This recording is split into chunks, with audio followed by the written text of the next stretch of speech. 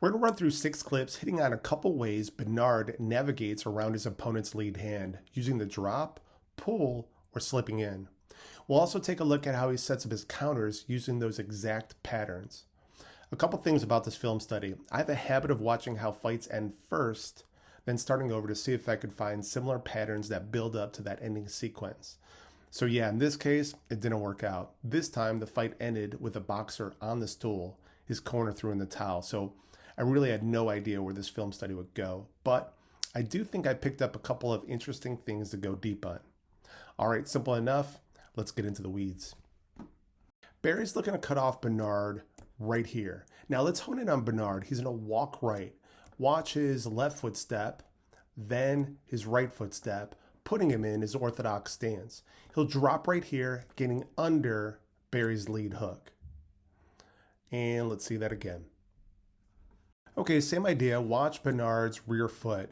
That put him back in his orthodox stance. He's going to drop under Barry's lead hook, but this time he's going to counter with his rear cross, lead hook. Then pendulum off this rear foot to disengage. So that's drop, cross, hook. Now he'll switch up the pattern. Note Bernard's head's over his lead foot. Barry will commit his lead as Bernard pulls to his rear foot. And let's see that one more time. Pull. All right, let's see how Bernard can add a counter to the sequence. And this one's going to be a bit more interesting. Again, note his head's over his lead foot.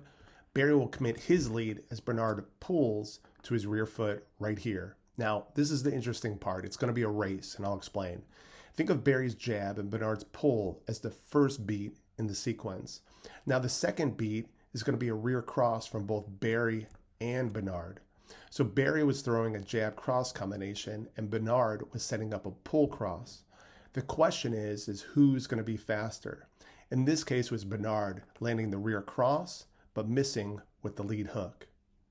So for Bernard, that's pull, cross, hook. Now let's go deep on this last pattern. Notice Bernard's on the right side of his line. Weight is on his rear foot. He'll step his lead foot to the left right here. As Barry commits his lead, Bernard shifts his head over this lead foot, slipping inside. Then we'll pivot off. So that's step left, pivot. Now let's see how he builds on that sequence. Again, weight is on his rear foot. He'll step his lead foot to the left as Barry commits his lead right here. Now here comes that pivot, but notice the lead hand counter right there. And that's step left, jab. I'll add a little more backstory in this fight. It really was fun to watch. If you're interested in seeing someone in constant movement, definitely Bernard's your guy. I will say the ending of the fight was pretty surprising. Unfortunately, as I mentioned in the intro, it was a stoppage on the stool. Bernard's corner decided to stop the fight after the 8th. But fortunately for Bernard, it looks like it was the right call because he collapsed afterward in the ring due to heat exhaustion. And that's all I got.